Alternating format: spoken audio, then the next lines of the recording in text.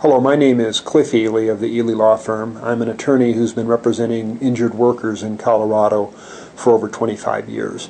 Today I'm going to talk about temporary total disability benefits. These are also known as wage loss benefits, and they are benefits which an injured worker receives when he's unable to return to his work because of the doctor's restrictions. Generally, these benefits amount to 2/3 of the injured worker's average weekly wage. But there are maximums. For example, if you were hurt on or after July 1 of 2009, the most you can receive per week in temporary total disability benefits is $807.24. So if you were making more than $1,210, you're going to hit that maximum and you won't receive a full 2/3 of your average weekly wage. However, temporary total disability benefits, or TTD, benefits are not taxable, so that softens the blow of only getting 2/3 or less than your full weekly wage. These benefits are paid while you're off work, and they continue until one of the following happen. If the doctor releases you to work without restrictions or releases you to work at full duty, the temporary total disability benefits stop. If your employer offers you work within your restrictions, those benefits stop also, whether or not you go back to that job. Or if you reach maximum medical improvement, those benefits also stop. Maximum medical improvement is where a doctor says that there's nothing more that he can do to improve your condition.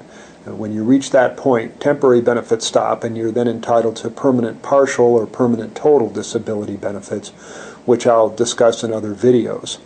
Another way for your benefits to stop is if they do bring you back to work on light duty or within your restrictions, and then you're terminated for cause. Termination for cause is when the employee is at fault for the termination. For example, the employee shows up late for work, or the employee doesn't show for work and doesn't call in sick, something like that.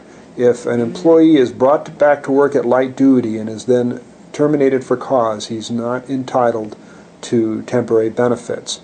For that reason, if you do go back to work on light duty and the employer, or whatever your restrictions are, the employer is meeting those restrictions, I advise my clients to be the employees of the month, because sometimes an employer will look for a reason to terminate somebody who's been injured on the job, because they know if they can find a reason to blame it on the employee, they don't have to pay the temporary disability benefits.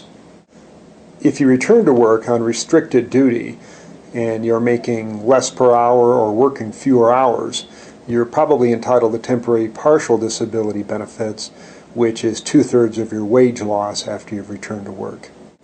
Average weekly wage is a really important issue here, because if you're going to get 2/3 of your average weekly wage, you need to make sure that your average weekly wage is counted correctly, including overtime and including fringe benefits, which some employees get. And I'll talk about that in another video.